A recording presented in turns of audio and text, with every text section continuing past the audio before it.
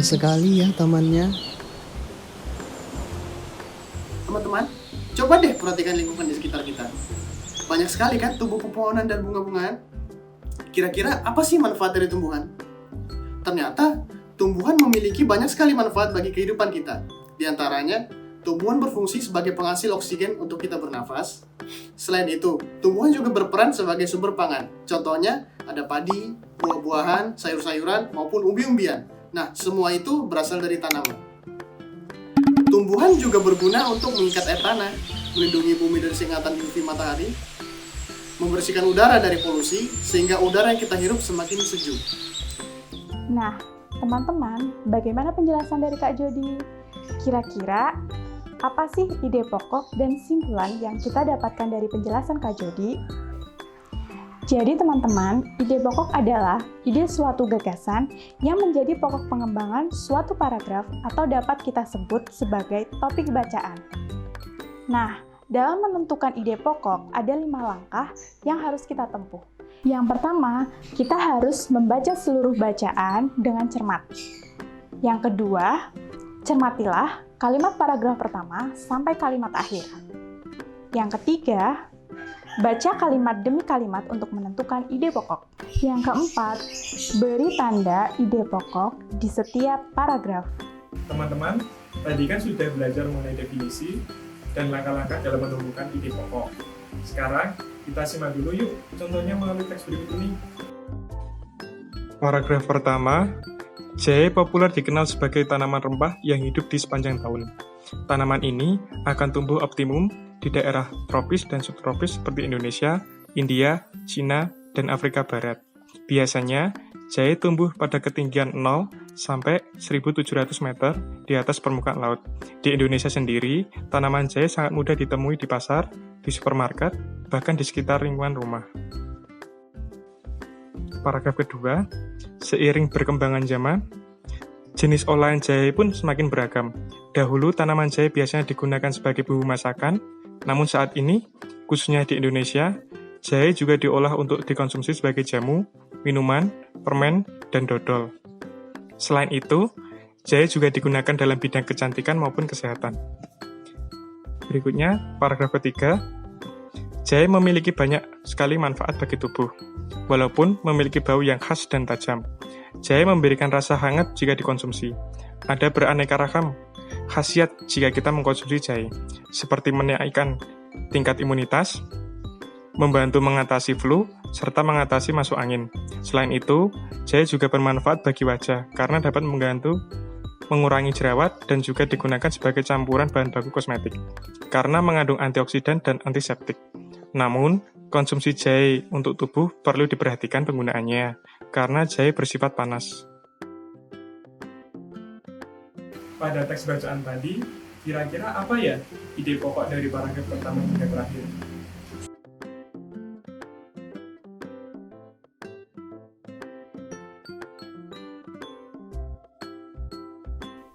Jadi, pada paragraf pertama terdapat kalimat jahe populer dikenal sebagai tanaman rempah yang hidup di sepanjang tahun. Artinya, pada paragraf ini membahas mengenai tanaman jahe tumbuh sepanjang tahun. Kita lanjut ke paragraf kedua ya.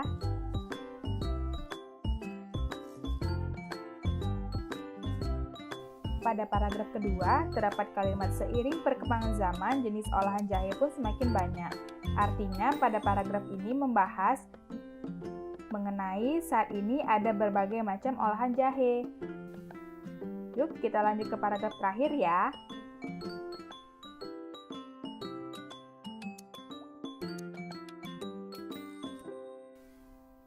Pada paragraf ketiga, terdapat kalimat jahe memiliki banyak sekali manfaat bagi tubuh. Artinya, pada paragraf ketiga membahas mengenai jahe memiliki banyak manfaat bagi tubuh. Bagaimana mudah bukan menentukan ide pokok? Setelah ide pokok yang sudah kita buat tadi, kita pindahkan ke diagram ya. Bagian pertama, kita isikan ide pokok pada paragraf pertama, yaitu tanaman jahe tumbuh sepanjang tahun. Di bagian kedua, kita isikan diagram untuk ide pokok paragraf kedua, yaitu saat ini ada berbagai macam olahan tanaman jahe. Di bagian terakhir, kita isikan paragraf ketiga, yaitu jahe memiliki banyak sekali manfaat bagi tubuh. Setelah ide pokok, masih ada satu hal lagi yang harus teman-teman pelajari, yaitu adalah simpulan dari teks bacaan. Teman-teman pasti sering mendengarkan kalimat seperti, apa sih simpulan dari teks bacaan ini? Apa sih kesimpulan dari sebuah cerita ini? Nah, berikut ini adalah penjelasan apa itu kesimpulan. Jadi, simpulan merupakan pernyataan mengulang dari ide pokok, sehingga jika dilihat ide pokok dan simpulan dapat terlihat sama. Berikut ini merupakan ciri-ciri simpulan yang baik. Di dalam simpulan tersebut terdapat pesan yang ingin disampaikan kepada pembaca. Kedua, di dalam simpulan tersebut merupakan intisari dari tulisan. Yang ketiga, simpulan dimulai dari bentuk khusus ke bentuk umum. 4. Simpulan menggunakan kosakata yang baku. Yang terakhir, simpulan dapat dibuat berdasarkan ide pokok dan kata kunci dari kalimat penjelas. Contoh simpulan dari teks bacaan tanaman jahe yang kaya akan manfaat adalah sebagai berikut. Yuk kita simak bersama-sama. Pada paragraf pertama, didapatkan ide pokok tanaman jahe tumbuh sepanjang tahun. Sehingga, simpulan dari paragraf pertama berarti tanaman jahe merupakan tanaman menahun. Untuk paragraf kedua, didapatkan ide pokok, saat ini ada berbagai macam olahan jahe, sehingga simpulan dari paragraf kedua berarti jahe dapat dimanfaatkan untuk berbuat berbagai macam olahan. Sedangkan untuk paragraf ketiga, didapatkan ide pokok, jahe memiliki banyak manfaat untuk tubuh, sehingga simpulan untuk paragraf ketiga yaitu tanaman jahe memiliki banyak manfaat bagi kesehatan tubuh. Nah, teman-teman, bagaimana? Sudah paham kan cara mencari ide pokok serta simpulan? Bagaimana kalau sekarang kita latihan beberapa soal lagi agar kemampuan kita semakin terasa? Yuk kita kerjakan bersama-sama soalnya. Soal pertama, masyarakat desa biasa melakukan kegiatan gotong royong pada musim panen padi. Mereka bekerja dengan giat dan cepat meskipun tidak diberi upah. Biaya yang dikeluarkan oleh pemilik lahan pun dapat dihemat. Pemilik lahan hanya perlu menyediakan makanan dan minuman. Ide pokok paragraf tersebut adalah A. Suasana musim panen padi, B. Gotong royong musim panen, C. Kegiatan membantu masyarakat, atau D. Penyediaan makanan dan minuman. Aku punya beberapa tips nih untuk teman-teman agar bisa menemukan ide pokok dengan cepat. Pertama, ide pokok biasanya terletak di awal paragraf, di akhir, atau campuran antara awal dan akhir paragraf. Ide pokok yang berada di awal paragraf pada kalimat kedua biasanya memiliki kata rujukan ini, itu, dan tersebut. Selain itu, pada kalimat kedua terdapat kata ganti mereka, ia, dan nya.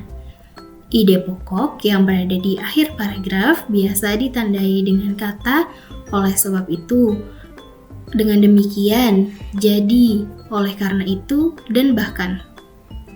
Sedangkan jika campuran ide pokok terdapat di awal dan di akhir paragraf. Pada soal ini, kita bisa lihat bahwa di kalimat kedua terdapat kata ganti mereka yang mengindikasikan bahwa ide pokok dalam soal tersebut berada di awal paragraf. Selain itu, bisa kita lihat juga bahwa kalimat kedua hingga terakhir merupakan kalimat penjelas dari kegiatan gotong royong pada kalimat pertama. Sehingga ide pokok dalam paragraf tersebut adalah B. Gotong royong musim panen. Selanjutnya kita bahas soal mengenai simpulan ya. Soalnya adalah salah satu upaya menjaga kelestarian lingkungan hidup adalah dengan menanam pohon. Penanaman pohon dapat dilakukan di setiap jengkal tanah kosong. Hal tersebut dilakukan untuk menciptakan ruang terbuka hijau. Banyaknya pohon diharapkan meningkatkan kualitas kebersihan udara. Simpulan paragraf tersebut adalah A. Menjaga kelestarian lingkungan dengan penanaman pohon untuk meningkatkan kualitas udara. B. Menjaga lahan hijau dengan menanam banyak pohon di setiap jengkal ruang kosong. C. Upaya penanaman banyak pohon hijau untuk ruang terbuka di setiap jengkal tanah. Atau D. Usaha menciptakan kualitas udara yang lebih bersih dengan sejengkal tanah. Karena simpulan hampir sama seperti ide pokok, maka kita cari terlebih dahulu ide pokoknya. Kemudian, kita gabungkan informasi pada kalimat utama dengan kalimat lainnya yang ada pada paragraf. Lalu, cek hubungan sebab akibat pada paragraf tersebut. Nah, pada soal berikut, simpulan yang dapat kita ambil adalah A. Menjaga kelestarian lingkungan dengan penanaman pohon untuk meningkatkan kualitas udara. Karena kalimat pertama menyatakan bahwa upaya menjaga kelestarian lingkungan hidup adalah dengan menanam pohon. Sedangkan di kalimat terakhir menyatakan bahwa banyaknya pohon diharapkan dapat meningkatkan kualitas kebersihan udara. Kedua kalimat tersebut merupakan sebuah sebab dan akibat. Menjaga kelestarian lingkungan dengan menanam pohon menyebabkan meningkatnya kualitas udara. Jadi, begitu teman-teman cara mencari ide pokok serta simpulan. Bagaimana? Terasa lebih mudah kan? Nah, sampai jumpa di video-video selanjutnya ya.